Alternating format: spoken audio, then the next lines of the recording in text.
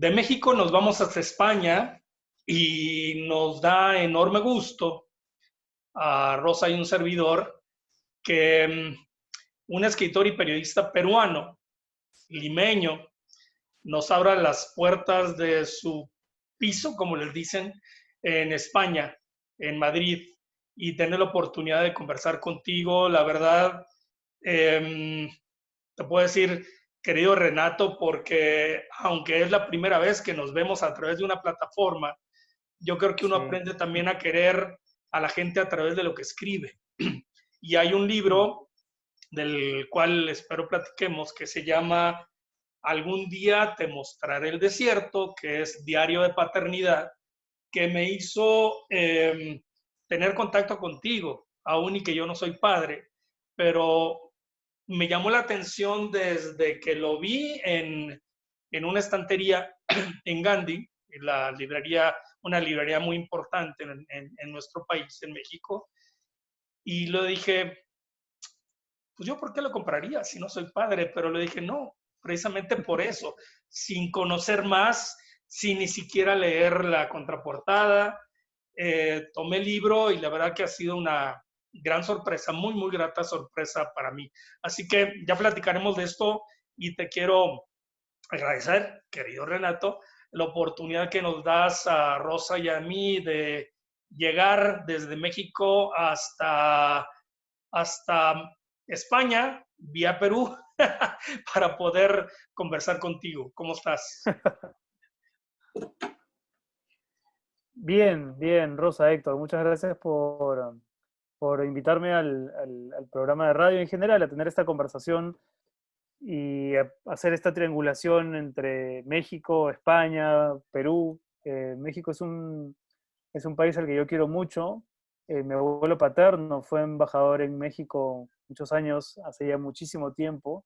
Yo visitaba a una tía que vivió en Cuernavaca también cuando era niño y ya muchos años después volví y en los años recientes a la Feria de Guadalajara, y una de las experiencias más bonitas como autor en contacto con lectores la he tenido en México, en Lagos de Moreno, en una escuelita donde me Mira, recibieron con un cariño que la verdad creo que no sé si he vuelto a experimentar.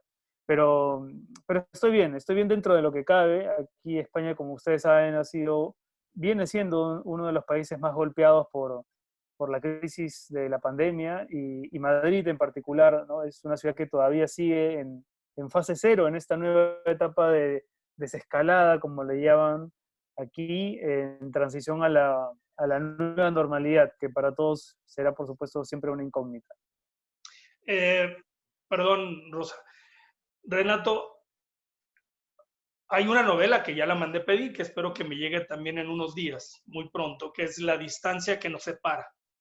Y es justo una novela donde habla sobre tu padre y esa ausencia y esa distancia justo que te separó con tu padre, alguien que fue Mm. un personaje, un militar del ejército, él siendo de Buenos Aires, pero finalmente del ejército tanto en Argentina como en Perú, y que ya nos platicarás también de eso. Y es muy interesante cómo escribes en el 2015, además esta novela que se convirtió en una de las novelas más leídas en Perú en el 2015 y obteniendo premios importantes, donde hablas sobre esa ausencia del padre y esa distancia que te separa del padre. Y 4 años más tarde escribes una novela con una ausencia también, de alguna manera, porque te llega la noticia que vas a ser padre y la ausencia lo digo porque aunque lo sabes, todavía no nacía y empiezas Mm. a relatarnos a todos propiamente los 9 meses de gestación y también de esa paternidad, es el diario de paternidad. Mm. Es muy interesante cómo de alguna manera primero habla sobre el padre y luego 4 años después la vida te da la sorpresa y la experiencia de poder hablar de alguien también cercano y distante en ese momento a ti, que es una hija, que Sí, es bueno, algún día te para mí mostraré. el tema, sí, ahí está la portada. Para mí el tema de la familia en general siempre ha ha tenido resonancias literarias, eh, tal vez porque desde chico a mí me enseñaron a admirar a los hombres, sobre todo de mi árbol genealógico, a los que estaban todavía vivos, pero sobre todo a los que ya habían muerto, ¿no? Mi abuelo, mi bisabuelo, mi tatarabuelo. Y, y yo ya con, no sé, con 30 y pico de años empecé una investigación familiar que me demandó muchísimo tiempo y muchísima energía y como consecuencia también, ya, porque, porque yo encontré que hay un antecedente en mi tatarabuelo que se llamó Gregorio Cartagena y yo no entendía por qué ese hombre tenía un apellido distinto del que con mucho orgullo llevábamos yo, mi padre, mis hermanos, mis primos, mis tíos, etcétera, ¿no? Ujú. Y entonces ocurrió lo que siempre ocurre en las familias, sobre todo creo en las familias latinoamericanas, ¿no? Que había un secreto poderosamente celosamente guardado, un secreto poderoso, que era el siguiente. Este tatarabuelo era un sacerdote que tuvo 7 hijos con una señora de apellido Cisneros. En realidad yo llevo el apellido de mi tatarabuela y lo hemos venido llevando durante siglos, yendo en contra, digamos, de la tradición, ¿no? Que uno siempre lleve el apellido del padre. Cuando yo descubrí eso, esa historia, digamos, en las manos de alguien que pretende convertirse en escritor o que pretende escribir, era un material riquísimo, ¿no? De explorar, de analizar, en fin. Y yo escribí primero una novela que cuando le entregué el manuscrito al editor, él me dijo, no, aquí hay más de un libro, aquí hay 2 libros en realidad. La última parte de ese libro fue la que se convirtió finalmente en La distancia que nos separa, un libro sobre mi padre, porque en todos los hombres de esta generación, desde mi tatarabuelo hasta mi padre, eh, habían resonancias y relaciones increíblemente parecidas. Relaciones en la clandestinidad, ¿no? Mucha ambigüedad, muchos secretos, y sobre todo el peso de lo clandestino, ¿no? Hay una parte en mi novela, en una novela que escribí que se llama Dejarás la Tierra, donde hablo de toda esta familia y estas historias abigarradas y rocambolescas tan habituales en Latinoamérica, eh, donde digo algo así como que quizá el destino de mi clan era lo clandestino, ¿no? Jugando con la palabra. Entonces, para mí desde muy chico, la familia ejerció una especie de fascinación mezclada con intriga. Y ya luego, cuando ya empecé a tomarme mucho más en serio la escritura, bueno, escribí esta gran saga familiar de la que se desprendió la novela sobre mi padre, que se publicó en México también. Luego vino Dejarás la Tierra, que también está publicada por Seis Barral en México. Y finalmente esta. La que menos previne fue este último libro, porque eh, yo lo cuento en el libro, ¿no? Yo no tenía ni planes de casarme, ni ningún interés en ejercer la paternidad, sinceramente.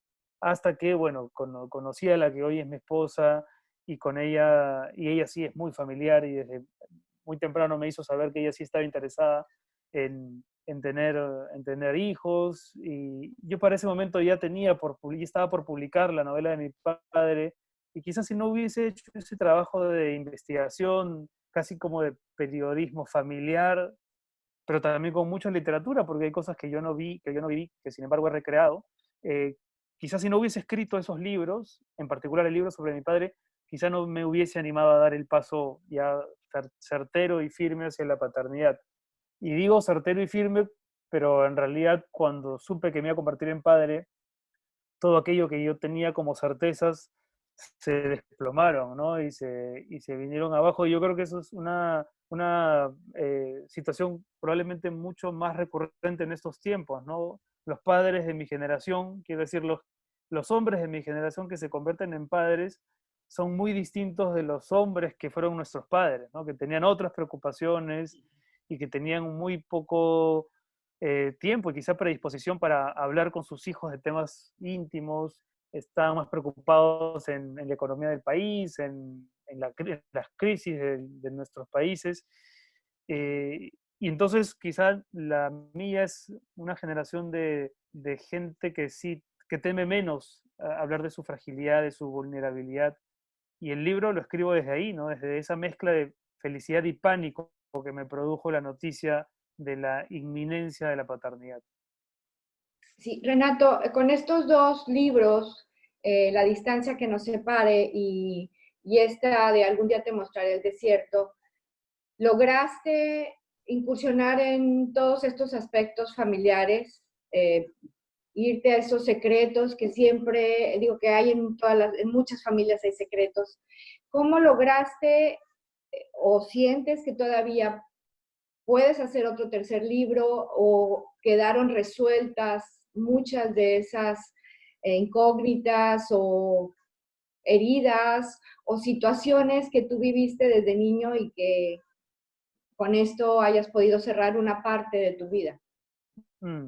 Em, a ver, Rosa, yo siempre he pensado que para mí por lo menos es difícil relacionar la escritura con la catarsis, ¿no? Aunque se dice mucho y aunque es verdad que hay momentos de la escritura que sí resultan catárticos, no siento la escritura como una terapia, porque es verdad que algunas heridas se van cerrando o parecen cerrarse, pero hay otras que se abren, ¿no? Hay algunas preguntas que se contestan, pero otras interrogantes que de pronto aparecen.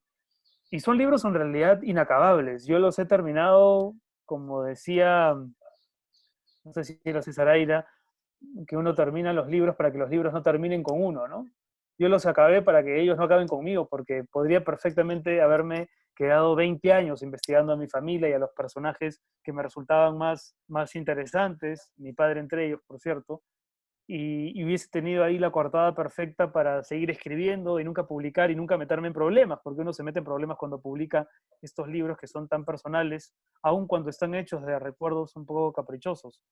Em, entonces, hay cosas que se han quedado ahí, pero ya ahora mismo ya no siento que quisiera escribir otro libro sobre el universo familiar, aunque es un tema que estoy seguro siempre va a reaparecer en mis libros futuros. Eh, Porque finalmente los temas de un escritor van atravesando toda su obra. Creo que era Rodrigo Fresán, el argentino, quien hablaba de la obra literaria como una suerte de casa, ¿no? De gran casa donde las habitaciones siempre están abiertas y se comunican unas con otras. Creo que los libros de cualquier autor dialogan entre sí y por eso uno lee a Onetti y encuentra la presencia en tantos libros de personajes similares o de un universo parecido, o el propio Rulfo, ¿no? O no sé, no podría poner ahora otros ejemplos, pero lo que quiero decir es que el tema de la familia, si bien no voy a estar desarrollado explícitamente, va a aparecer de alguna manera en mis próximos libros, seguramente. Y en el caso de la familia, pero en el caso de la paternidad, el hecho de que te hayas convertido en padre, ha cambiado, porque aparte eres periodista, por supuesto, ha cambiado tu manera de ver las cosas, ha cambiado esa perspectiva tanto como periodista como narrador, o no tiene nada que ver. Sí, sí, no, sí cambia, para empezar cambia tu mirada del mundo, ¿no? Claro, Hay un yo que dejó de existir desde el momento en que aparece una vida de la que eres directamente responsable. Yo con la paternidad, en lo que llevo de paternidad, he aprendido a tener dos cosas que antes nunca había tenido de verdad, que son responsabilidad y miedo. Había tenido miedo cuando murió mi padre, sin duda, pero había tantos adultos en ese momento encargándose de la situación que sentía que la estabilidad o la armonía de lo que viniese inmediatamente no dependía tanto ni de mis fuerzas ni de mi energía. Ahora no, ahora claramente hay una vida que depende de ti, ¿no? De lo bien o mal que hagas las cosas. Y tampoco nunca me había sentido muy responsable, si les soy sincero. Incluso con las cuestiones académicas o con las cuestiones de trabajo, si metía mucho la pata, había formas, ¿no? Más o menos inmediatas de resarcir el equívoco. Pero con los hijos, fallar es casi la constante, ¿no? Creo que incluso la paternidad puede definirse como el ejercicio de fallar todo el tiempo. Eh, y uno tiene, por supuesto, necesidad de sentirse también responsable. Entonces sí, me ha cambiado la perspectiva ya solamente con el acto mismo con el hecho mismo de asumir la paternidad, cambia mi mirada del mundo y sobre todo mi mirada de aquellas cosas que yo sentía que eran imprescindibles y que, y que sin ellas mi vida no se explicaba a sí misma, ¿no? La escritura, por ejemplo, la literatura. Pero lo interesante es que con un hijo todas las cosas van recuperando su verdadero lugar, digamos, van volviendo al lugar que en realidad les correspondía y que quizá por los vicios, neurosis y egos naturales del oficio, uno había sobredimensionado, ¿no? No quiero decir que me ha dejado de importar la literatura, por supuesto que no, pero siempre va a estar en un segundo lugar en relación con la relación con mi hija, ¿no? Sí. Fíjate que haces unas reflexiones pues muy bellas sobre los hijos, porque la paternidad, yo creo que también en la maternidad las mujeres también llega un momento en que sientes también temores de esa fragilidad que tienes en tus manos y que depende de ti. Y como dices bien, sentir pues esas emociones encontradas de miedo también y al mismo tiempo de gozo o de felicidad en tu relación con tu pareja, tu esposa, ¿qué dice de este libro? ¿Comparte contigo? ¿Ha servido también de ayuda en los dos para sentirse más unidos frente a ver crecer a su hija, que bueno, ahorita ya tiene 2 años, 3 años, todavía está pequeña? Sí, 2 años, 8 meses. A ver, el libro plantea desde el inicio una promesa que no se termina por cumplir en realidad, porque parece el libro, desde la portada incluso, ¿no? El título podría parecer incluso algo incierto, eh, pero el libro se presenta en un inicio como el diario de un hombre de 40 y pico de años que se va a convertir en padre y cuyas dudas afloran todo el tiempo.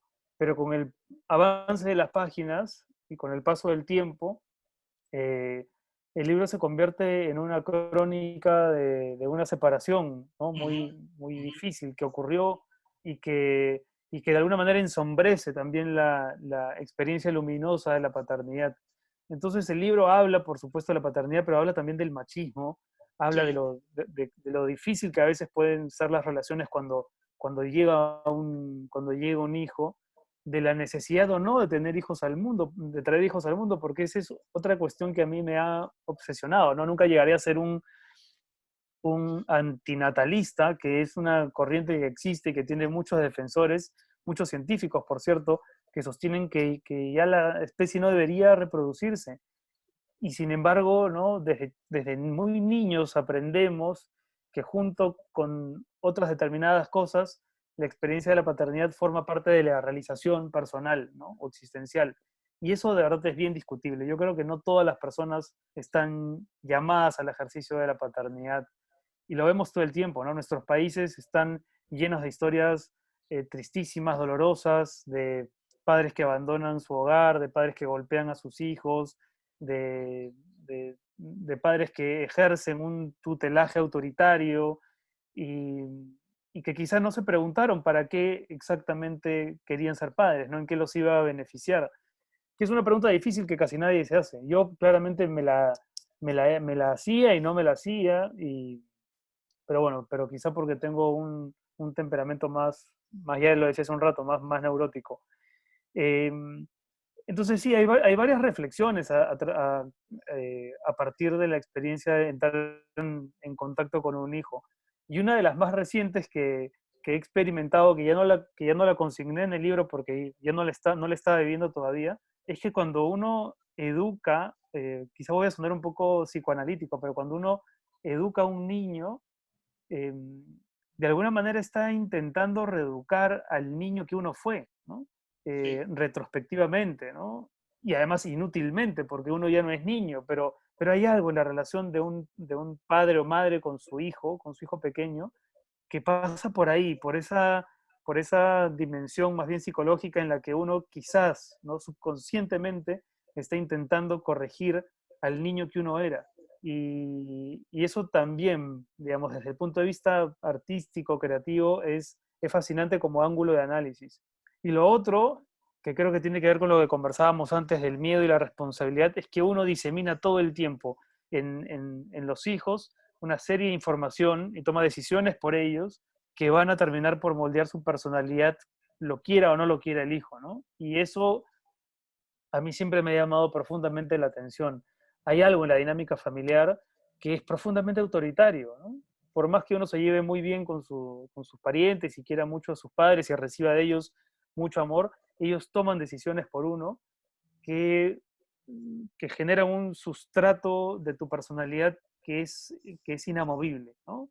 Cómo te llamas, en qué barrio vas a crecer, qué ideología política es es la que se defiende en esa casa, qué religión es la que se practica, qué amistades son con las que uno convive, todo, tu lugar en la mesa, absolutamente todo eso que forma parte de del esqueleto de nuestro mundo, lo deciden por ti. Y cuando uno ya puede decidirlo, a los 15 años, digamos, o a los 18 más bien, ya ha pasado demasiado tiempo, ya eres un poco como tus padres querían que seas. Entonces a veces uno puede sentir que la vida no es otra cosa que el esfuerzo o por desmarcarse de aquel modelo o por tratar de retribuirlo, ¿no? Entonces, claro, dicho así puede sonar un poco maniqueo, pero también creo que es verdad, creo que la relación con los padres es hermosa y al mismo tiempo es muy complicada, ¿no? Muy complicada de definir y de sostener.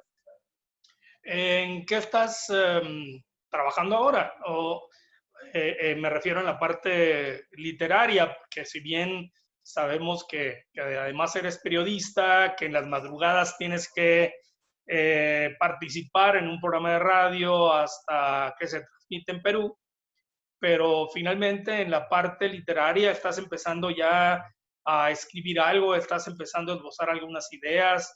¿Qué esperaremos justo de Renato Cisneros, el escritor, próximamente? Bueno, la verdad es que desde que empezó la cuarentena no escribo nada, nada. Tomo notas porque venía ya pensando en una novela que es una historia que, que es mucho más ficcional, ¿no? Mis últimos tres libros, las dos novelas y este diario, en realidad han sido muy autorreferenciales, ¿no? Autobiográficos, autorreferenciales, autoficcionales, pónganle el rótulo que mejor les parezca. Entonces sí quiero hacer un esfuerzo por escribir un libro de ficción más clásica y tenía una historia ahí en la cabeza que había empezado a desarrollar, pero y que tiene que ver básicamente con la corrupción. El año 2000 en el Perú fue un año decisivo porque se desmanteló la dictadura de Fujimori a partir de unos videos que seguramente ustedes recuerdan haber visto, por lo menos alguno de ellos, donde el ex asesor presidencial Vladimiro Montesinos sobornaba a distintos personajes, ¿no? Políticos, periodistas, jueces, etc. Y, y yo he sentido muchas veces que en el Perú todavía no hemos dejado de vivir en el año 2000, ¿no? A pesar de que al cabo de aquel año nos juramos los peruanos recuperando la democracia, porque hubo toda una serie de incidentes políticos, nos juramos nunca más volver a permitir tal avance de la corrupción y lo que hemos hecho en los siguientes 20 años no ha sido más que sofisticar los métodos que Fujimori en los 90 desarrolló. Bueno, esa es la parte política, digamos, el entramado político de la historia. Lo que en realidad se cuenta es la historia de un sujeto que también se va corrompiendo poco a poco, ¿no? Me gusta la idea de crear una suerte de relación dialógica entre un mundo que se descompone y un sujeto que también va desconociendo sus valores y principios o va sacrificándolos en nombre de otras cosas, ¿no? Del éxito, de la fama, del dinero, del supuesto prestigio, del ascenso social y que sin darse cuenta también va envenenando su integridad. Bueno, esa historia se quedó absolutamente paralizada eh, y lo que he estado haciendo es simplemente leer cuando puedo, porque ahora me encargo de mi hija por las mañanas, mi esposo se va al hospital y soy un amo de casa, básicamente, ¿no? Soy como Tony Danza en Quién manda a quién, no sé si esa serie la pasaban en México, este amo de llaves Sí, claro. neoyorquino que se encargaba de todo, bueno, un poco así.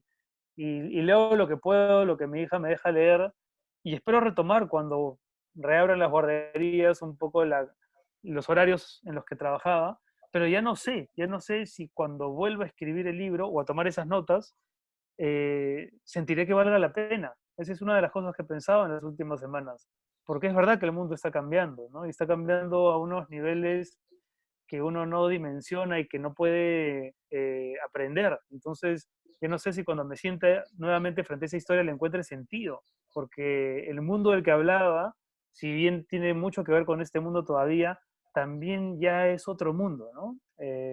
Voy a tener que explorar hasta dónde la pandemia nos está cambiando como sociedad para ver si tiene sentido hablar de aquello que quería contar.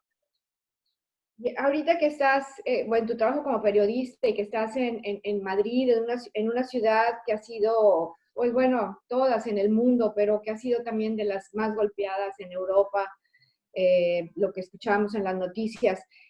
¿Has estado escribiendo algo de crónica, de lo que sucede durante la pandemia, pues en ciudades, en metrópolis tan importantes como lo que está pasando en Madrid?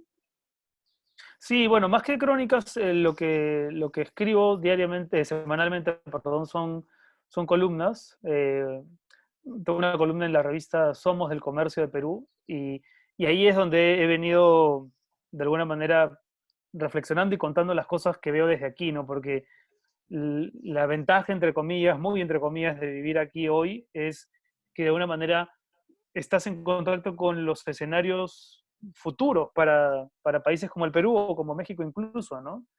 Porque estamos casi un par de pasos más adelante en la evolución de la pandemia. Entonces, aquí ya se están viendo cosas que probablemente van a ocurrir en Perú y en México, en tanto reactivar la economía, ¿no? Permitir determinadas actividades.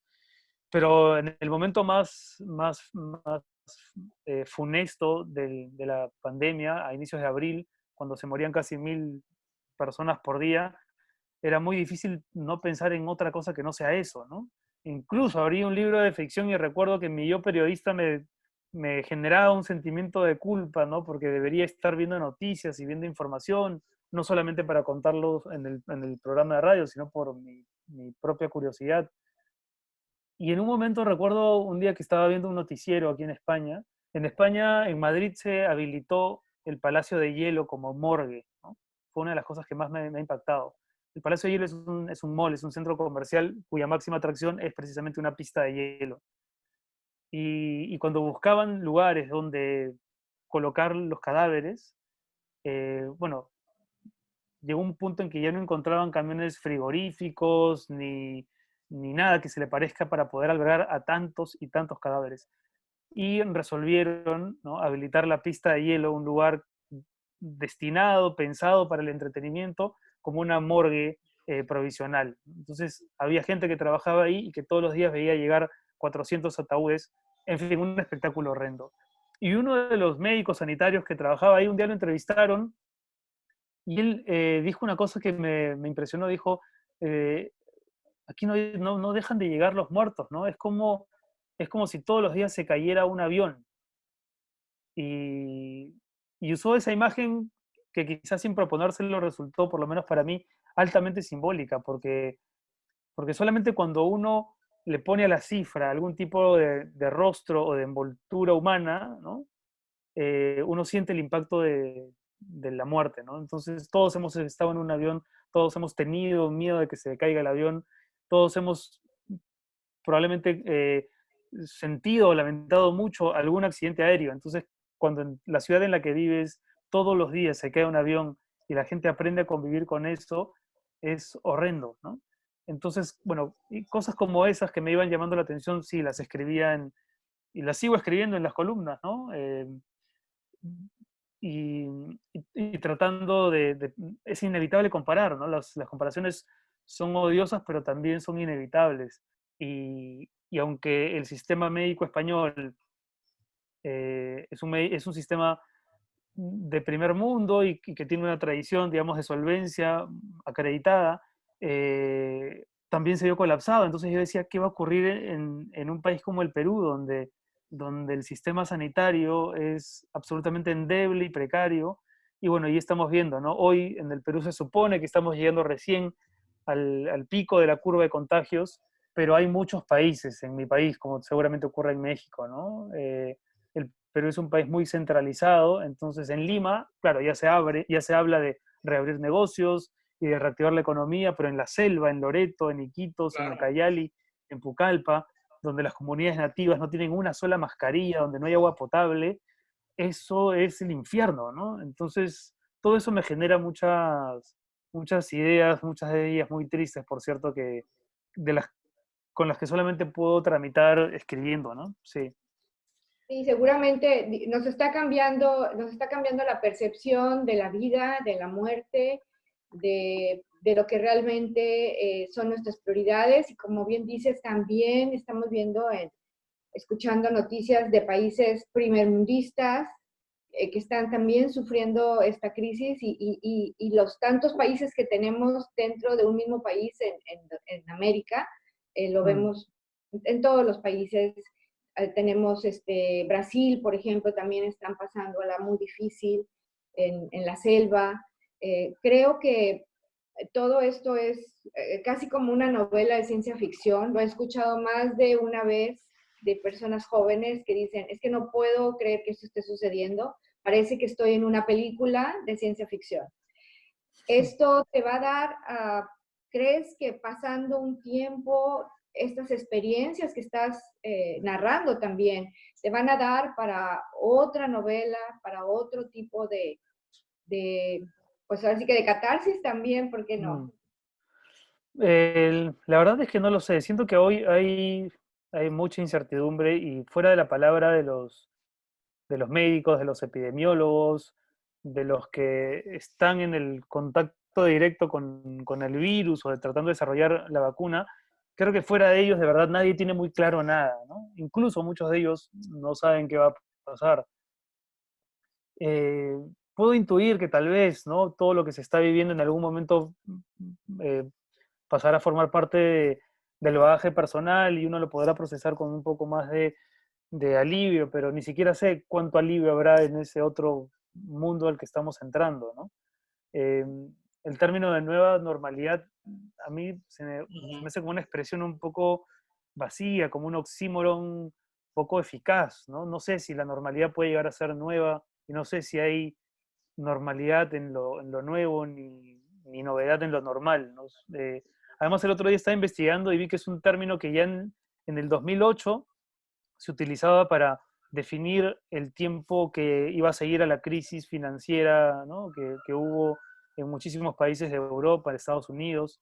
Eh, entonces, ni siquiera es un término propio de esta coyuntura, ¿no? Es un término que estamos reutilizando simplemente porque quizá no hay otra forma de llamar a ese tiempo que se avecina, que ya está aquí en realidad y que nos está modificando y sobre el que no creo que haya mucha certeza. Eh, por eso, Rosa, no sé muy bien qué responderte. Te diría, sí, seguramente algo de esto se filtrará en mis libros, pero tal vez no. Tal vez lo último que quiera sea escribir sobre esto como una forma de apartarlo, ¿no? Es muy difícil producir sentido ahora mismo e ideas con todo esto viviéndose, ¿no? Uno pocas veces entiende lo que está viviendo cuando lo que vive es fuerte. Uno siempre entiende lo que vive mucho después de haberlo vivido. Nos pasa con las experiencias personales también, ¿no? La muerte de alguien cercano o un momento incluso triunfal. Cuando uno está muy metido ahí, todos tus sentidos y tu, toda tu racionalidad están tan comprometidos con la experiencia que es difícil entender la trascendencia que eso va a tener en tu vida. Pasan los Eh, meses, pasan los años y recién uno capta algo, ¿no? Capta, oye, esto significaba esto, tal cosa, otra. de hecho, Me imagino que lo mismo ocurrirá con esto, ¿no? Renato nos platicaba en una conversación, la escritora Mónica Lavín, que con el sismo en México se tardó ella 30 años para escribir algo en relación al sismo. Por eso, porque tenía que procesarlo, tenía que dejarlo un poco para verlo lejano, para poder realmente escribirlo. Seguramente esto pasará también y algunos aprovecharán la oportunidad para escribir algo y sacar cuentos, historias, libros. Otros a lo mejor después de que se procese en todos los sentidos podrán retomar el tema y a lo mejor con otra mirada. Te mandamos un abrazo, Renato, hasta Madrid. Gracias por la oportunidad de conversar contigo. Gracias por abrirnos tu espacio, tu piso, tus historias, tu familia a través de justo de tus libros, de todo lo que nos cuentas y ojalá pronto podamos saludarte en nuestro país. Me encantaría conocernos personalmente, Claro, igualmente. Rosa, Héctor. Tengo, como les decía antes, un enorme cariño por México, por la literatura mexicana. Eh, y sí, espero volver. Estuve en Guadalajara el año pasado, volví a hacer una experiencia magnífica, pero espero regresar pronto por razones literarias o personales y poder estar más cerca de ustedes y conversar juntos sobre este tiempo que todavía nos está pesando mucho. Así será seguramente. Bueno, un abrazo, Renato. Hasta luego. Igual. Buenas noches. Hasta pronto. Ya son noches para allá. Gracias.